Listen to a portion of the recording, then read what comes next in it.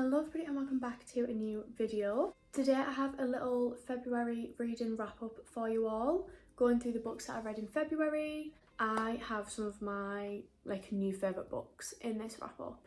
This year has been such a good reading year for me already. I do apologise about the lighting.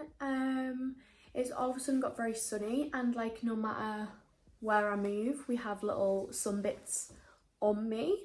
So I do apologise about that. If I move anywhere other than here, it's just way too dark, so I cannot win. So I read a total of 9 books this month, which I would say is maybe about average. That is counting audiobooks and physical books, because I do tend to listen to, I would say probably about 3 or 4 audiobooks a month, which obviously boosts my average, it boosts my average reads for the month. But I'm gonna take it. I don't care what anybody says, they count to me. So I read 5 physical books and I listened to 4 audiobooks. I will go through the audiobooks at the end because personally I prefer physical books because I never seem to rate audiobooks as well. Anyway, let's just get into it. Starting off so strong, I read Redeeming 6, which is book number 4 in the Boys of Tommen series.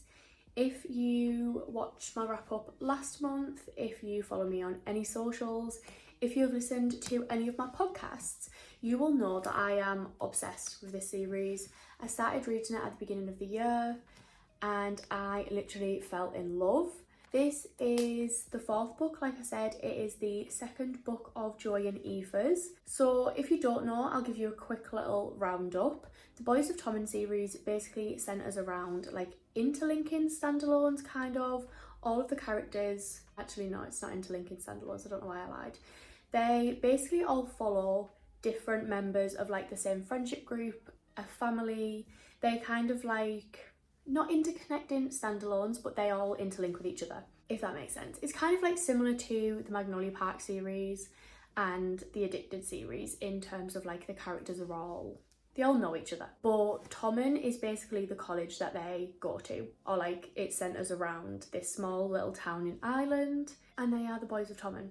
I'm not explaining this very well at all. It's hard to explain what they are about without spoiling things, but we basically have the first 2 books which focus around Johnny and Shannon. Shannon moves to Tommen College where she meets Johnny, and the first 2 books are about them, and then the second 2 books, Sevene 6 and Redeeming 6, are about Shannon's older brother Joey and his girlfriend Aoife. So obviously I read Sevene 6 at the end of last month and moved on to Redeeming 6 at the beginning of February. And I literally died. This book has literally a part of my soul in it. I will not be the same after reading this book. I knew even from the first 2 books in the Boys of Tommen series that Joey was going to literally have me in a chokehold. I would defend that boy to the death, and that was before I even read his books. So Sevene 6 was bad enough. I was heartbroken. But this book actually emotionally destroyed me. I cried so much at this. I've tabbed it. There's just something about Joey Lynch and Joy and Aoife that I just love so much. I can't really say much about this book because it will give things away, but it basically just follows the ups and downs that Joy and Aoife are facing. The actual emotional turmoil that goes on in their relationship is insane, and we get bits of their home life, the backstory, what is going on between them. They have issues that they both need to work through and that they are faced with. But I just love them. They are literally soulmates in every sense of the word. They're just meant to be together. And I love them so much. I can't really say anything else about this because it will spoil things, but I love them forever. And Joey Lynch will forever have a place in my heart, and I love him so much. Infinity Stars, loved this, will think about this forever. Then I read Wildfire by Hannah Grace. So this is an interlinking standalone, but kind of follows on from Icebreaker. I read Icebreaker last year, I think, or maybe the year before, and I think I actually rated it 5 stars, but looking back I would not give it a 5 stars. I did enjoy it, but it's just not, it doesn't compare to some other romance books that I've read. I realise I am very much a series girl. I like to be involved in the romance. I like a romance that's a little bit deeper than what these kind of romances tend to be. Not saying that I don't enjoy them, because I do, but I think for me to give something like a 5 stars, I have to be invested in the characters. I'm not even talking about this book. Going back to this one. So this follows Russ and Aurora. We see Russ in the first book, in the Icebreaker book. It's a college romance, a hockey romance. He is friends with the characters that we see in the first book. Him and Aurora have a one night stand. Then they are both going away to like this summer camp where they then have to work together. But the summer camp basically doesn't allow the employees, the workers, whatever, to have relationships. So they're trying to like navigate that. When Russ and Aurora cross paths at a university party, a drinking game ends with them spending the night together, but Aurora slips away before Russ learns her full name. This anonymity ends when they both turn up to their first day of work as camp counsellors, a job they had both chosen to escape Maple Hills for the summer. Given their history, there's still an obvious tension between the two, but the camp has a strict no staff fraternising rule. Russ doesn't want to risk heading home early, but Aurora has never been one for the rules. As things heat up, they'll have to resist or risk starting something they just can't stop. I don't know, I enjoyed it. It was like an easy to read romance. I liked the couple, but this just was not memorable for me. I probably would give this like a 4 stars, a 3.75. It was pretty average for me, like I didn't hate it, but I'm not going to think about it for years to come. It doesn't give me the same yearning in my heart that the Boys of Tom and series does. You know, I feel like this is my issue. I compare everything to, maybe that's not an issue actually, but I compare everything to like my core favourite books, and this just didn't match up to it. Then I went on to the 7-Year Slip, and this for me is how you do a standalone romance that is like not too deep, but is more than like just a silly little rom-com. I don't know how to explain it. So this is by Ashley Poston, who is the same author that wrote The Dead Romantics. I read that last year and I loved that. I love her writing style. It is very like almost like poetic, like lyrical. I wouldn't say it gives me Jessa Hastings vibes, but I feel like they're somewhere in the same spectrum, in that her writing is so easy to follow. I know it sounds stupid because it's literally a book, but her writing like really tells a story. I don't know how to explain it. It's so easy to read, but you fully just get like lost in the world. She also has a little bit of like, I think is it called magical realism in there? Like her romances have like a sort of magical element towards them, but I fully buy into it. I just love it. 6 months ago, Clementine West had the worst day of her life, so she came up with a plan to keep her heart safe, stay busy, work hard, take no risks, and it's been working. That is until one day she finds a strange man standing in her kitchen, a man with kind eyes, a crooked smile, and a recipe for the perfect lemon meringue pie. The kind of man that, before everything she could have fallen for, he's perfect, but for one thing, he lives in the past. 7 years ago to be exact. This should be impossible, but Clementine used to love impossible things, and maybe, just maybe, she will again. So like I said, this is like a romance, a rom-com, but it has a little magical twist, I guess. Basically, the female main character moves into an apartment that her aunt used to live in, and it basically has, is it like a time warp? I don't know.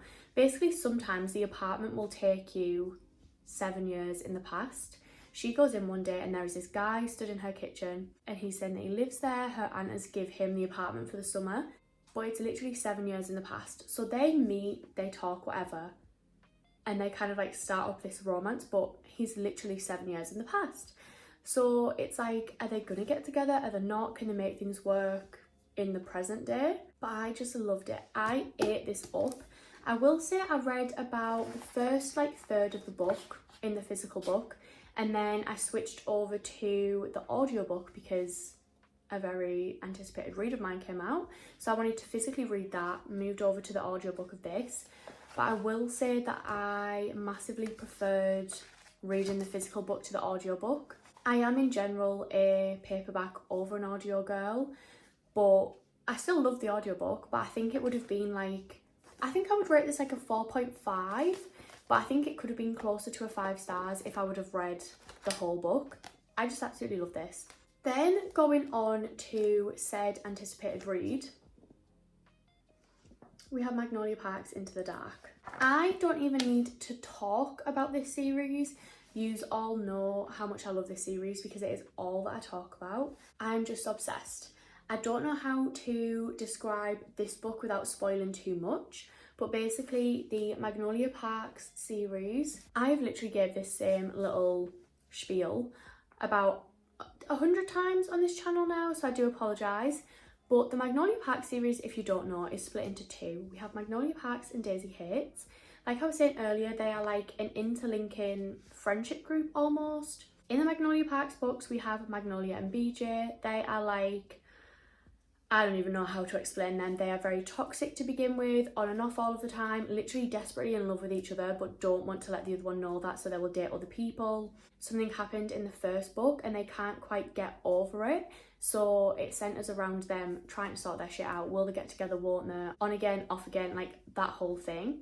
They have had their ups and downs, and then in the second Magnolia Parks book, it ended on the worst cliffhanger ever with such a traumatizing ending. So then we have this book, and so much shit had gone down in the first two books between Magnolia and BJ that everybody just wanted them to get the happy ending. Everybody was just like waiting for everything to work out for them, me included. I am obviously going to talk about this book, what happens in this book, things revolving around this book, so if you haven't read it, maybe skip ahead a little bit because I don't want to spoil anything for you. But I knew going into this book that it was going to centre a lot around grief because of how Magnolia Parks A Long Way Home ended, and obviously I was right. Like, it's such a huge part of this book and Magnolia and BJ's relationship at that point, but it was just everything to me, like everything and more. I literally could not have got a more perfect ending for them. Like, it was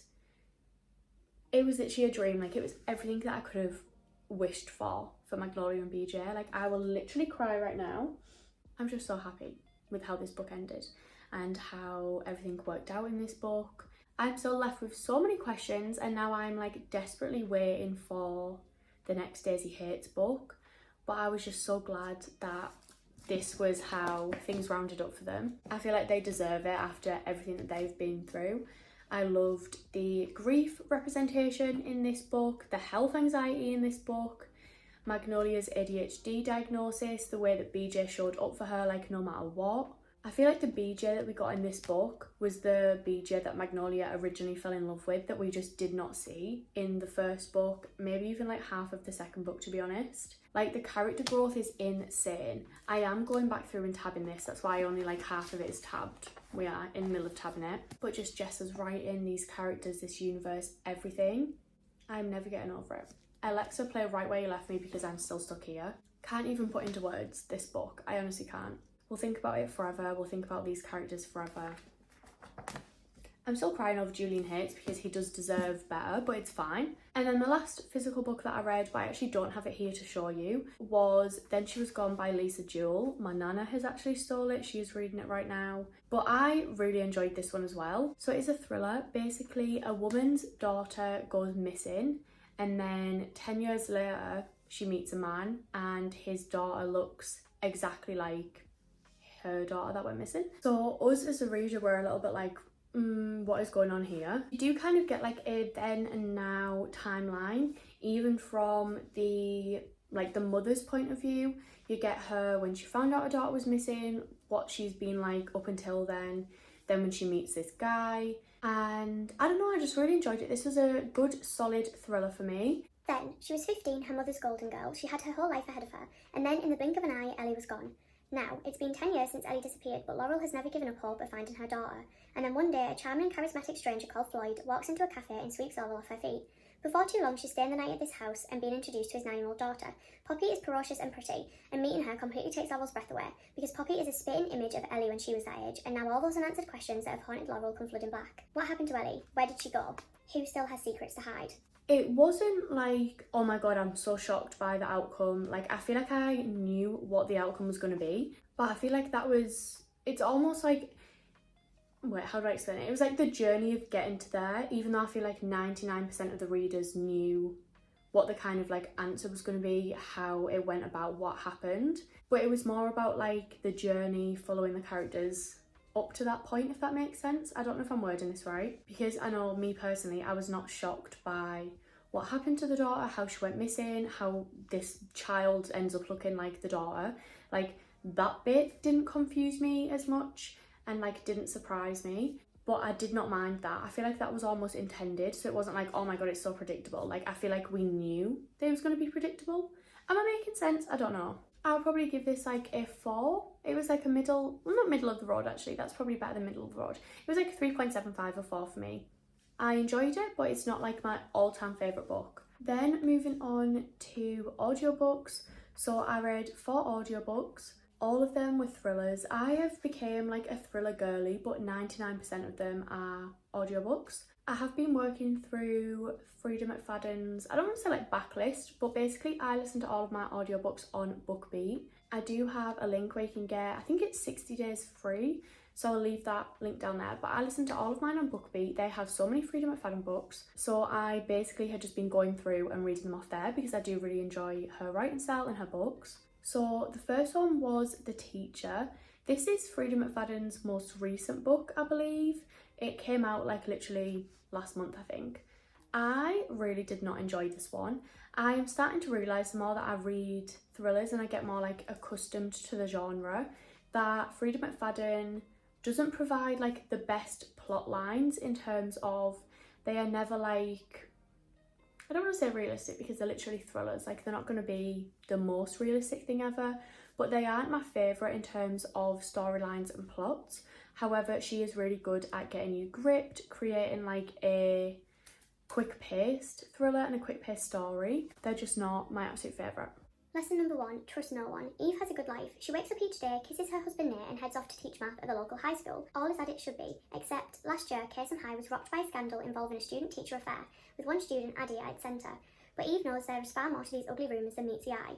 Addie can't be trusted. She lies, she hurts people, she destroys lives. At least, that's what everyone says. But nobody knows the real Addie. Nobody knows the secrets that could destroy her, and Addie will do anything to keep it quiet. So this basically follows a teacher at a school and her husband who also works at the school, and then you have a pupil who is essentially involved in like a rumour, a scandal between a teacher and a student having an affair. Then the student gets put in both the teacher and the teacher's husband, who is also a teacher, gets put in both of their classes.